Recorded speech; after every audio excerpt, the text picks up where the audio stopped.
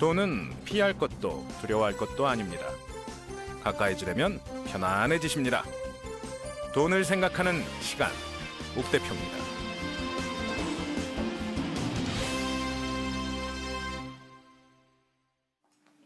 돈을 생각하는 시간, 옥 대표입니다. 오늘 이야기 나눌 주제는요, 주식 투자에 대한 아주 기초적인 개념들입니다. 지난주에 대충 주식에 대한 건 말씀을 드린 것 같아요. 정확히는 지난주에 주식 회사라는 게 왜 필요하고 왜 만들어졌는지, 배당이란 무엇인지 이런 이야기들을 했었고요. 오늘은 주식 투자에 대한 이야기입니다. 아무리 쉽다라고 해도 해본 사람한테는 쉬운 게 주식 투자고요. 아직 안 해본 사람한테는 미지의 세계가 주식 투자이기도 합니다. 주식 투자 절대 창피해하거나 그러시지 마시고요. 오늘 쉽게 한번 이야기 나눠볼 수 있도록 하겠습니다. 주식에 투자한다라는 얘기는 무슨 얘기냐면요. 지난주에 말씀드렸던 어떤 주식회사의 액면가로 표시된 주식이 있습니다. 자, 1,000만 원짜리 회사를 만드는데 10,000원짜리 주식으로 회사를 시작을 했어요. 그러니까 1,000만 원짜리 회사를 만들면서 세무서에다 그렇게 등록을 하는 거예요. 우리는 주당 10,000원씩 할게요. 그러면 주권이 1,000개의 주권이 나옵니다. 이해되시죠? 이 1,000개의 주식 수가 있는 거고 액면가는 10,000원짜리가 된 거예요. 이거를 각자 조금씩 주주들이 나눠 가집니다. 이제 여기에 투자를 한다는 얘기는 어떤 의미냐면 돈 놓고 돈 먹기 이런 얘기가 아니고요. 처음에 이 회사의 지분을 약간 가지고 왔어요. 10,000원짜리 주식 10개를 가지고 왔어요. 그럼 이거는 10만 원 주고 10만 원을 투자하고 그 10개의 주식의 권리를 내가 가지고 있는 거죠. 회사가 좋아졌어요. 그래서 누군가가 다른 사람이 야, 그 회사 너무 좋던데 나한테 그거 한 주에 2만 원에 넘겨라 라고 하면 한 주에 2만 원씩 10개 주식을 전부 다 넘기면 20만 원 받고 내가 10만 원 주고 샀던 주식을 다 팔게 된 거죠. 그렇게 해서 10만 원을 벌게 됩니다. 물론 일부만 팔 수도 있고 아니야 됐어 난 안 팔아 라고 할 수도 있겠죠. 이게 주식을 거래한다라고 표현을 합니다. 그러면 조건은 뭐다? 결국은 오를 주식을 사는 거다. 그리고 오를 것 같은 주식을 사겠다고 했는데도 2만 원에 안 판다고 그러면 어떻게 하겠어요? 2만 5천 원이라도 사야 되나? 이런 고민들을 해봐야 되는 거죠. 그래서 그 회사의 주식을 얼마나 살 것이냐, 얼마 주고 살 것이냐에 대한 이야기를 하는 게 주식 거래, 주식 투자라고 불리우는 투자법에 대한 이야기가 됩니다. 자, 여기서 문제 하나요. 삼성전자의 한 주는 150만 원 내외를 호가합니다. 그리고 요즘 광고에도 나와요. 2만 원도 안 되는 주식이 우리나라에 몇백 개 기업 이런 식으로 광고도 나옵니다. 그런 데서 말하는 2만 원짜리 주식과 삼성전자의 150만 원짜리 주식은 같은 의미일까요? 어떤 게 더 좋은 걸까요? 착각하시는 분들이 있는데요. 이게 비싸다고 좋은 주식은 아닙니다. 삼성전자는 워낙 큰 회사라서 한 주에 주당 액면가가 얼마냐 이런 것부터 이제 다시 한번 논의를 해봐야 돼요. 예를 들어서 아까 말씀드렸던 대로 1,000만 원짜리 회사예요. 10,000원짜리 주권으로 주식으로 1,000명이 이제 뿌려서 가지고 있다고 가정을 해볼게요. 그 상태인데 그 주식의 액면 가격을 1,000원으로 바꿔버렸어요. 그럼 이제 종이가 10,000장으로 갈라진 거예요. 이 10,000장으로 갈라진 1,000원짜리 주식이 2배가 돼서 2,000원이 됐습니다. 그럼 이건 2,000원짜리 주식인데 결국은 이 말은 이 회사가 2,000만 원짜리 회사가 됐다는 얘기예요. 그죠? 거꾸로 10,000원짜리 주식 1,000개로 만들어진 1,000만 원짜리였는데 이 회사가 2,000원이 빠져서 8,000원이 돼버렸어요. 그러면 100만 원짜리 회사가 됐습니다. 아니 조금 오른 걸로 해볼까요? 10,000원짜리가 15,000원이 됐어요. 그럼 1,500만 원짜리 회사가 된 겁니다. 자, 이쪽 주식은 1,000원짜리가 2,000원이 됐고 이쪽 주식은 10,000원짜리가 15,000원이 됐어요. 어느 회사가 더 좋은 회사일까요? 당연히 2,000원짜리 회사가 더 좋은 회사입니다. 아셨죠? 그러니까 지금 현재 주가가 얼마다는 크게 의미가 없어요. 다만 여기서부터 내가 투자한 금액에서 얼마나 오를 수 있느냐가 더 중요한 이야기가 되는 거죠. 자, 이게 주식입니다. 액면가는 상관이 없고요. 오를 것 같은 기업을 살 수만 있으면 돼요. 근데 오를 것 같은 기업을 어떻게 하느냐? 점쟁이냐? 그건 아니지 않습니까? 이거를 어떻게 찾느냐가 문제겠죠. 쉽게 말하면 이렇게 볼 수 있습니다. 전부 다 오를 것 같아. 왠지 이 회사 주식은 다 오를 것 같다라고 하는 분위기야. 그럼 지금 사자. 그러면 사람들의 기대대로 오른 다음에 팔면 돼. 라고 생각하는 사람도 있고요. 어떤 사람들은 조금 더 정확하게 합니다. 지금 이거 2천만 원 정도 하네. 근데 내가 계산해 본 바로는 이 회사의 실질적인 가치는 5천만 원쯤이야. 2천만 원 정도 가지고는 안 돼. 최소한 5천만 원 정도가 돼야 되니까 주식이 지금 2,000원에서 5천 원 정도까지는 오를 거야. 이런 계산을 가지고 들어오는 사람도 있습니다. 자, 이게 투자하는 타이밍을 가지고 생각하시는 분들, 이런 분들 뭐 일명 영어로는 모멘텀 투자라고 부르는 거고요. 기업의 가치를 수치로 계산해서 하는 경우를 보고 가치 투자라고 부릅니다. 자, 올라갈 거라고 생각해서 주식을 사는 경우가 있을 거고, 이 회사의 가치는 얼마니까 라고 생각하는 경우가 있습니다. 결국은 어떻게 보면 같은 내용이죠. 지금보다 오를 것 같은 주식을 계산을 해보고 내 나름의 근거를 가지고 투자를 하는 형태가 있고요. 그게 아니고 그 회사의 가치하고는 상관없이 오를 것 같은 분위기가 더 많은 케이스입니다. 예를 들자면 이래요. 부동산 투자하고도 똑같습니다. 부동산 투자. 자, 판교가 왠지 오를 것 같아. 왜는 모르겠어. 정확하게 뭐 어디까지 오른다라고 보장은 못 하겠는데 강남하고 가깝고 그쪽에 사람들이 많이 모여들고 있고 요즘에 분양도 잘 됐고 하니까 판교가 오를 것 같아. 그러니까 판교에 가서 투자해야 돼. 라고 하는 경우가 있고요. 자, 뭐 1기 신도시, 2기 신도시 이렇게 따져놓고 봤을 때 판교는 뭐 대략 어느 정도 서울에서 떨어져 있고 교통이 얼마나 편리하고 여기에 사람들이 얼마나 들어와 있고 지금 뭐 이 근처에 경쟁력이 얼마니까 대략 평당 가치가 얼마쯤이고 그래서 요 정도 돼야 되는데 아직은 가격이 싼 것 같아. 나는 지금 이걸 살 거야 라고 공부해서 가시는 분이 있습니다. 주식 투자도 마찬가지입니다. 그냥 판교니까 판교라는 기업이 좋을 것 같아서 판교에 들어가겠다는 판교를 사겠다는 사람이 많아서 투자하는 사람이 있고 판교라는 데 분석을 막 해보고 들어오는 사람이 있습니다. 어떤 걸 선택하시든지 이건 본인의 자유인데요. 제가 지금까지 봐온 걸로는 그래도 내가 계산해보고 어느 정도다라는 금액을 알고 할 때가 마음이 편합니다. 막연하게 지금 들어가면 얼마 오를 거야 라는 생각으로 막연한 기대를 안고 들어갔다가는 그 수치에 상당히 연연하게 돼요.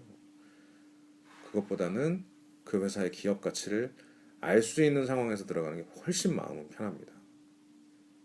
개인적으로는 뭐 그쪽을 추천을 드리는 거고요.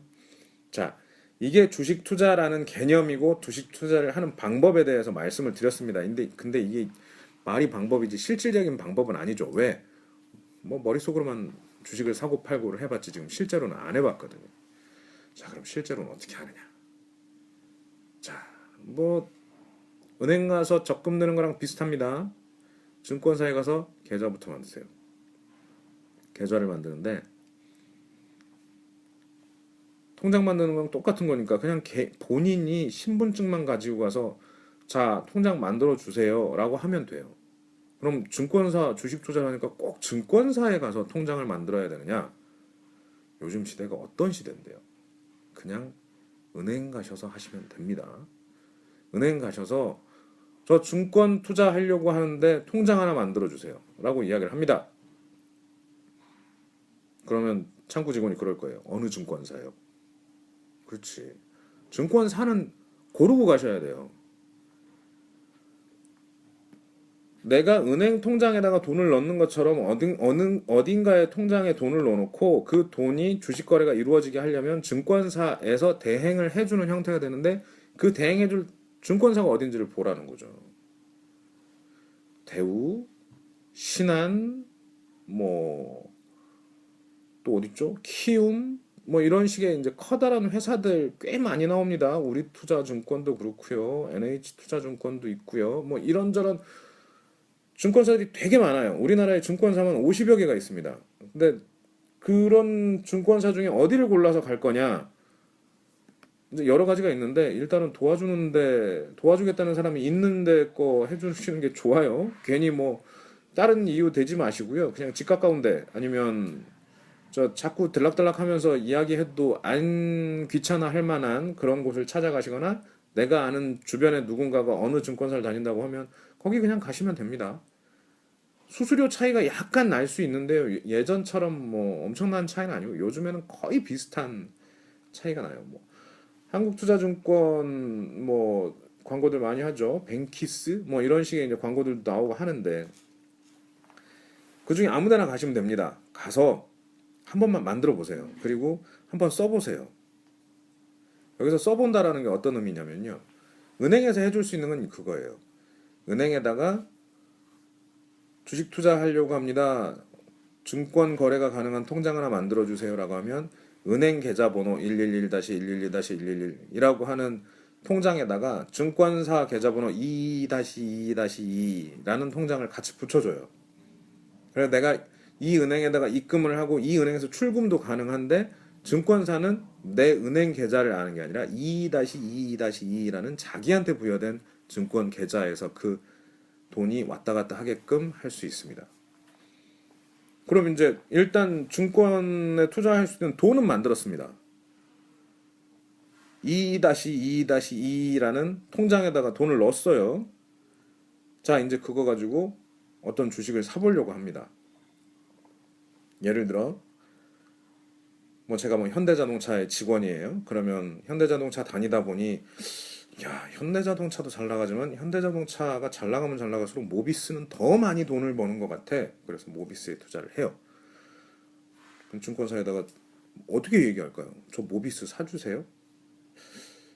제가 지금 뭐 100만 원을 통장에다 넣어놨으니 모비스 몇 주를 사주시면 감사하겠습니다라고 메일을 쓸까요? 아니겠죠.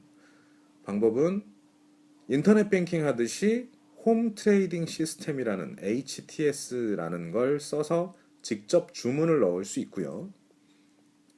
아니면 창구 직원들한테 전화를 해서 내 계좌번호 불러주고 몇 주 사주세요라고 말로 전화 주문을 할 수도 있습니다. 어떤 게 비쌀까요? 당연히 전화 통화해서 주문을 넣으면 비쌉니다. 수수료가 0.1% 내외가 붙습니다. 별것 아닐 수도 있어요. 예전에 수수료가 1%씩 할 때도 있었습니다. 100만 원짜리 주식을 사는데 10,000원씩 주고 사야 되는 때가 있었어요. 거기에 비하면 지금은 뭐 1,000원 주면 사준다는 거니까 HTS도 귀찮으면 전화 주문도 가능하다. 괜히 머리 아프게 생각하시지 마시고 통장 만들고 그냥 사달라고 해도 된다라는 이야기입니다. 정말 집 앞에 증권사가 있다. 그럼 은행으로 안 가셔도 돼요. 아까 말씀드렸던 111-111-111이라는 은행 계좌가 없는 순수 증권 계좌를 증권사에서 만들면 됩니다. 그럼 이 돈의 출금은 어디서 할 수 있느냐? 그 증권사에 가셔야만 할 수 있습니다. 오히려 좀 더 귀찮아서 그게 더 나을 수도 있어요.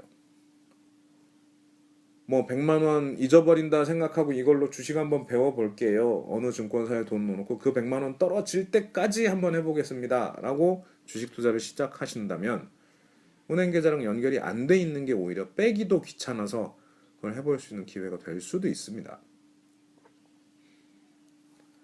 그렇게 해서 전화 주문으로도 주식을 살 수 있고 HTS로도 주문을 넣을 수 있는데요. 사람들이 HTS라는 걸 좋아하는 이유는 그게 되게 신기한 물건이거든요. 내가 얼마에 사겠다, 얼마에 팔겠다라는 가격을 넣을 수 있는 여러 가지 정보가 HTS에 다 나옵니다. 이거 하나씩 하나씩 듣고 듣고 사용법 배우고 무엇을 의미하는지 보다 보면 몇 날 며칠 갑니다. 또 그렇게 빠져들 만큼 재미있기도 해요. 사실은 이게 절대 그런 건 아닌데 도박이 아니지 않습니까? 좋은 회사를 찾아서 거기에 내 돈을 투자를 하고 그러면 그게 내 결과에 의해서 내 결심에 의해서 돈이 더 벌리든지 적게 벌리든지 할 수 있는 부분인데 그게 도박은 아니죠. 근데 HTS라는 걸 자꾸 들여다보고 있으면 뭔가 해보고 싶은 생각이 들어요. 자, 호가라는 게 눈에 보입니다. 10만 원, 한 주에 10만 원짜리 주식입니다. 지금 이거를 딱 10만 원에 사겠다는 사람이 10명이 지금 줄을 서 있는 상황이에요. 팔겠다는 사람은 아직 안 나왔어요. 팔겠다는 사람이 있으면 바로 그 거래가 체결이 되겠죠. 10만 1,000원이면 내가 팔게 라고 하는 사람이 한 5명 있고 10만 2,000원이면 팔게 라고 하는 사람이 또 한 10명 있고 뭐 그 밑으로 사겠다고 하는 사람은 또 10만 원부터 9만 9천 원, 9만 8천 원 이렇게 사람들이 쭉 모여 있는 것들이 HTS에서 보입니다. 재밌죠? 누가 살까? 누가 1,000원을 올렸을까? 누가 1,000원을 내려서 팔았을까? 라고 생각하고 있는데 띵! 10주가 체결되었습니다. 10만 원에. 아, 팔겠다는 사람들이 자기가 1,000원 깎아서 팔았구나. 뭐 이런 것도 보여요. 그럼 어제는 어땠을까? 어제는 95,000원 하던 주식이었는데 오늘은 쭈루룩 그래도 올라와서 10만 원에 이렇게 거래들이 되네. 그럼 내일은 또 어떻게 될까? 이런 생각들을 할 수 있죠. 거기에다가 이 HTS는 계속 보여줍니다. 지난 일주일간, 지난 한 달간, 지난 1년간, 지난 5년간 거래가 어떻게 되는지 다 보입니다. 여기에 큰 회사들은 외국인이 좀 전에 체결된 10만 원의 10주 중에 4명은 외국인이었고요. 뭐 6명은 개인이고요. 아니면 뭐 6명 중에 3명은 기관이고요. 3명은 개인이고요. 뭐 이런 얘기들도 보여줍니다. 주문을 넣은 증권사는 한국투자증권에서 사겠다고 했고 대우증권에서 팔았고 이런 것들까지 시시콜콜하게 다 나옵니다. 이거는 사고 파는 내역에 대한 기록이기도 하고 이 회사가 그러면 작년에 얼마나 벌었는지 요즘에 무슨 일이 일어나는지도 각종 뉴스와 그 기업이 말하는 공시, 여기 공시라고 하는 게 공표하는 거예요. 기업이 이제 시장에다가 공개적으로 이야기하는 정보들을 공시라고 하는데 기업의 공시, 기자들의 뉴스, 그 외에 다른 증권사나 증권사나 투자자문사나 이런 투자 회사들에서 나오는 관련 리포트, 애널리스트 보고서 이런 것들이 쭉 나옵니다. 보고 있으면 얼마나 그게 재밌는지 모릅니다. 시간 가는 줄도 모르고 읽어보게 됩니다. 그런 일들이 벌어지는 곳이 HTS예요. 자, 몇 가지 쭉 설명을 드렸습니다. 계좌는 은행이든 증권사든 가서 트세요. 만드시면 돼요. 그렇게 하고 거래하는 방법은 전화로 하든 뭐 스마트폰으로 하든 컴퓨터 HTS로 하든 방법은 여러 가지가 있습니다. 편한 걸로 하시면 됩니다. 근데 해놓고 나면 되게 재밌을 거예요. 회사들마다 조금씩 다른 HTS를 꺼내 놉니다. 다양한 정보, 어떻게 보기 쉽게 만들어 놨고 어떻게 만지기 쉽게 만들어 놨는지에 따라서 여러 가지가 있습니다. 수수료도 약간의 차이는 있습니다만 뭐 우리 같은 개미 투자자들이 크게 중요하게 여길 만큼 차이가 있지는 않습니다. 대동소이합니다. 그런 것들 이제 몸을 겪으시고 어떤 기업을 살 것이냐 나름 내가 아는 기업의 숫자를 확인해 볼 수 있는 정도의 기업들 내가 저 회사는 뭐 얼마쯤 가겠다 이 회사라면 사도 되겠다라는 뭐 가치를 가지고 있으시거나 방향성 오를 거다 떨어질 거다에 대한 방향성을 좀 인식할 수 있는 기업 위주로 사고 파시면 됩니다. 자, 이게 주식 투자의 기초적인 내용입니다.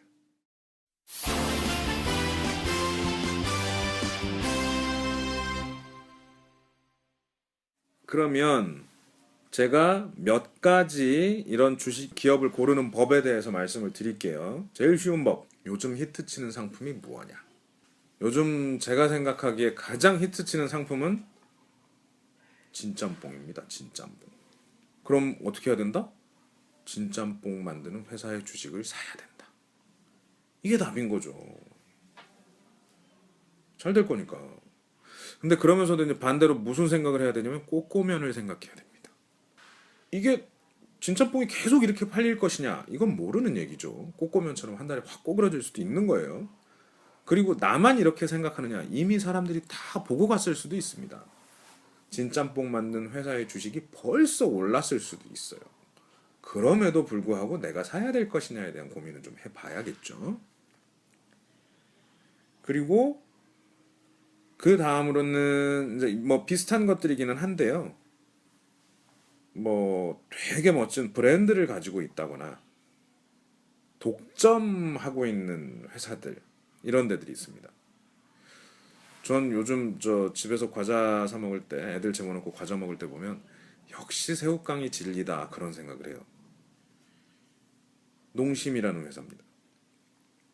여기 진리거든요, 진짜로. 그러니까 뭐 접근하는 회사들 중에 역시 뭐 치킨은 여기가 뭐 과자는 여기가 이런 이야기를 하실 수만 있다면 거기 좋은 회사가 됩니다.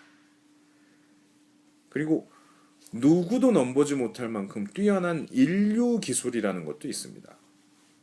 예를 들자면 지금 이 방송을 듣고 있는 분들 중에도 많은 분들이 애플 아이폰으로 듣고 계실 텐데 이런 게 이제 인류 제품, 최고의 제품을 만드는 회사라는 이야기를 하는 거죠.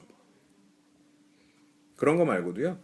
갑자기 무언가 바뀐 데들 지금까지 뭐 얼마 전까지만 해도 되게 구닥다리 회사였는데 사장이 갑자기 너무 멋있어졌다라거나 만드는 제품이 달라졌다거나 뭐 이런 곳들이 생긴다면 그런 곳들에도 관심을 가지는 편이 좋을 겁니다. 그거 말고도요. 뭐 지난번에도 말씀드렸지만 제일 좋은 건 내가 아는 산업이 변하는 것입니다. 자동차 만드는 회사에 다니는 사람이라면 상장 기업에 투자할 수 있는 기회가 상당히 많습니다. 뭐 완성차를 판매하는 것뿐만이 아니라 이 회사에 납품하는 1차 벤더, 2차 벤더라고 표현을 하는데 뭐 대형 부품이나 모듈형, 뭐 결합되어 있는 부품을 만들어서 납품을 해주는 중간에 큰 부품 회사들이 있고요.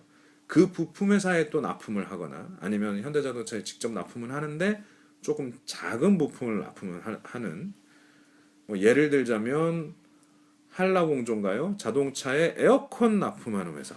현대모비스는 각종 부품을 납품하는 회사. 상신 브레이크, 브레이크 패드만 납품하는 회사. 뭐 이런 식으로 다양한 회사들이 자동차 산업에 결집이 되어 있습니다. 심지어 전기 자동차가 잘 된다고 했을 때는 뭐 LG화학에서 만드는 배터리도 그 중요한 역할을 하겠죠. 이렇게 이제 자기가 일하는 분야하고 연관해서 생각을 해보면 조금 더 잘 알 수 있는 기업들이 많이 보일 겁니다. 자동차 쪽에 계신 분들이 어떻게 보면 제일 부러운 부분이고요. 요즘에 어느 산업에 계신데 힘드신 분들이 어떤 분들이냐면 철강하시는 분들, 배 만드시는 분들 어려우실 겁니다. 일단 뭐 전 세계적으로도 잘 안 팔리고 그리고 뭐 원료로 배가 안 팔리면 그 원료로 납품이 되는 철판도 그렇게 재미를 못 보고 있죠. 뭐 이런 쪽들은 조금 더 안 좋으실 수도 있는 거고요. 내수가 어렵다라고 나오면 유통회사나 뭐 관련 회사들도 안 좋을 수도 있고요.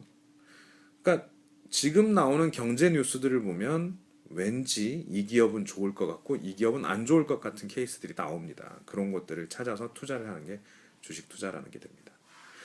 아니 그런데요 지금 전부 다 불황이라서 어느 기업에 투자할지 모르겠어요 라고 하실 수도 있는데요.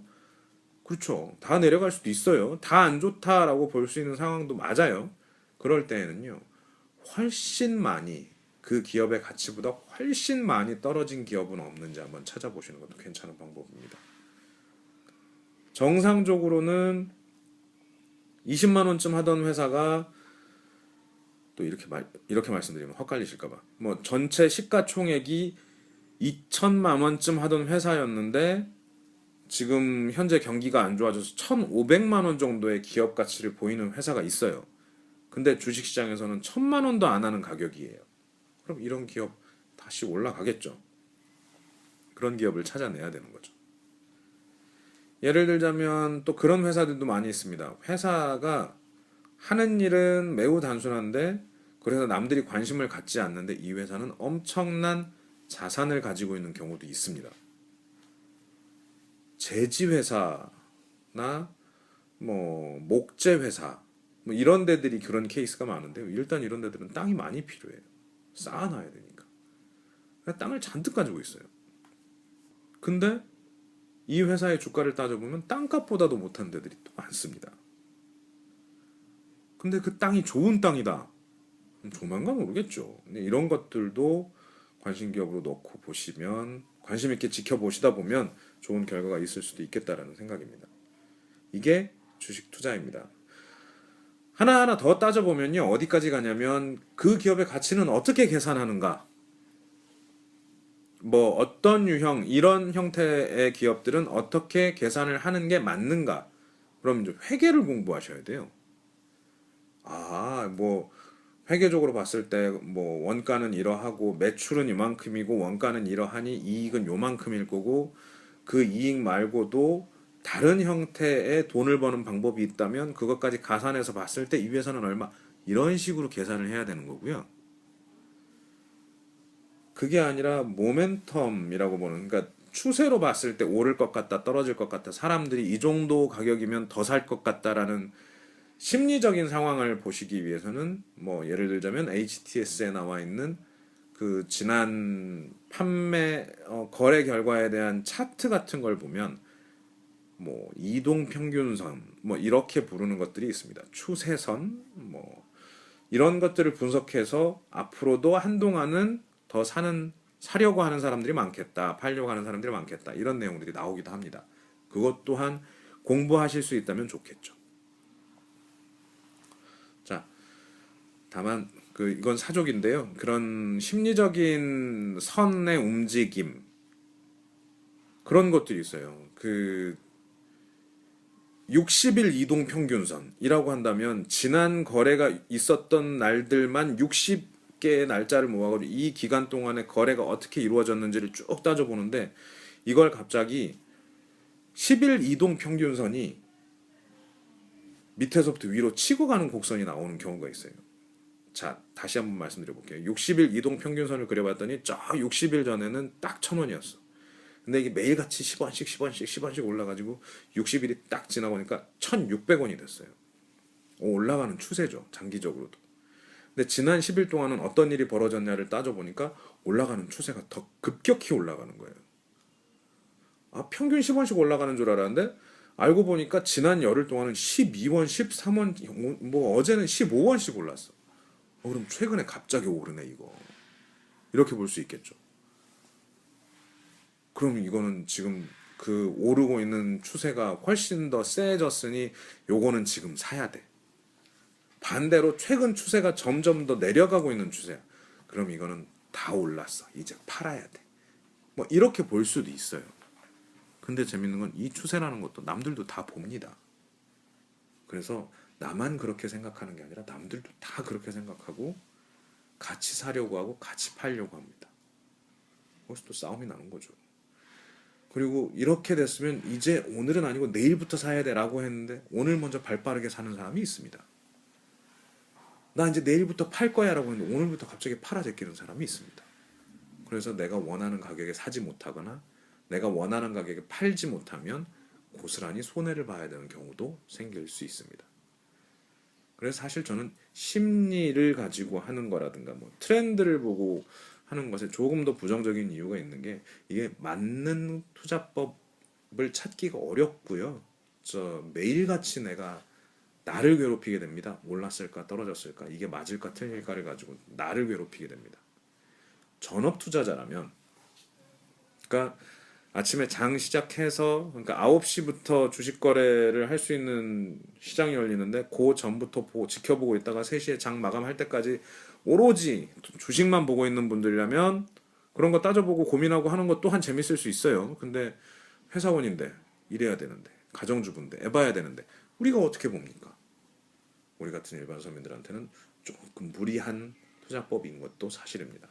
그냥 좋은 기업, 왜 좋은지 내가 확인하고 어느 정도 가격이면 적당하겠다라는 걸 스스로 판단할 수 있는 기업을 사서 오래도록 기다리다 보니 어느 날 갑자기 그 가격이 돼 있더라라고 하는 걸 겪어보시는 게 훨씬 더 실감 나실 거예요.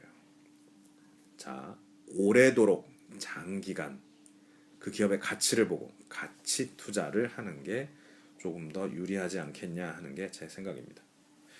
자, 아주 기본적인 내용들만 가지고 주식 투자란 이런 겁니다. 이렇게 하는 겁니다. 계좌는 이렇게 트시고요. 주문은 이렇게 넣으시고요. 기왕이면 기업들은 이렇게 골라보십시오라는 것만 설명을 드리는데 딱 30분 걸렸어요. 주식 투자를 더 잘하고 싶다.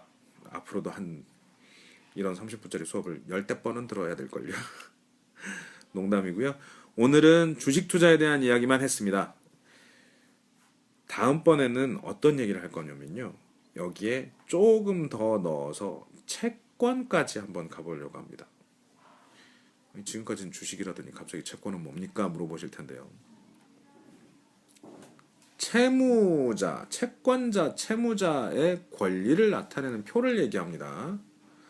채권이에요, 채권. 그러면 이 채권에는 뭐라고 써냐면 주식에는 딱 그거예요. 이 증서를 가지고 있는 분은 우리 기업의 주식 전체 만주 중에 한 주를 가지고 계신 분입니다. 라고 증명을 해주는 게 주식입니다. 그 주식 한 주에는 이런 얘기가 써져 있어야 돼요. 실물을 볼 수 있느냐? 안 만듭니다. 그거 상법에 나와 있는데요.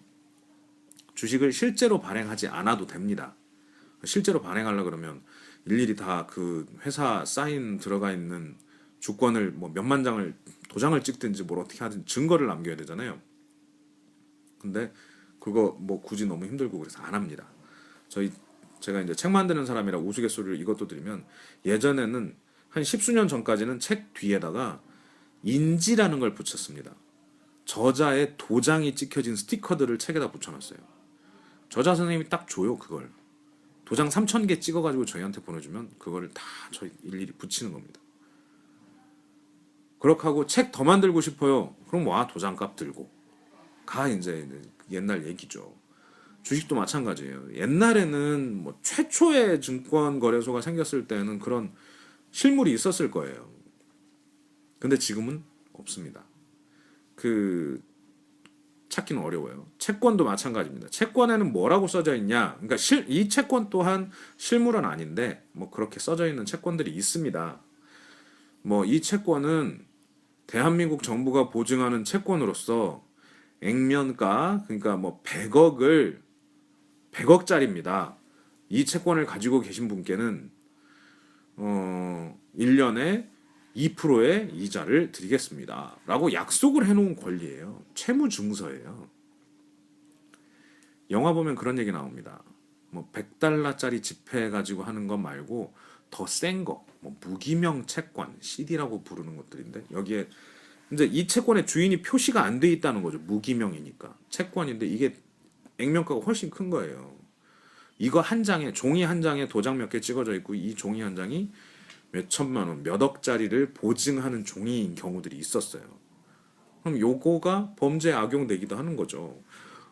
굳이 무겁게 사과 박스에 10,000원짜리를 가득 채우고 그러지 말고 무기명 양도 채권으로 나한테 몇 억 찍어진 그 채권 몇 장을 갖다 주면 게임이 끝난다. 이렇게 얘기가 되는 거죠.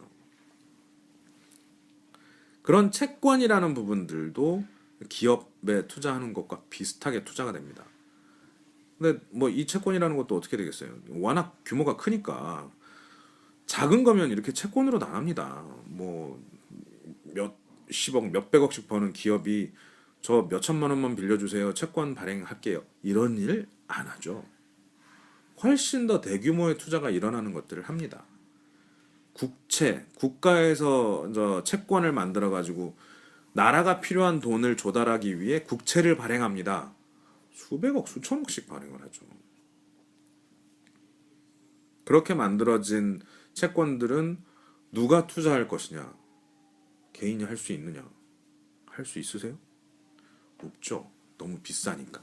그런 거 이제 모아서 투자를 하기도 하고요.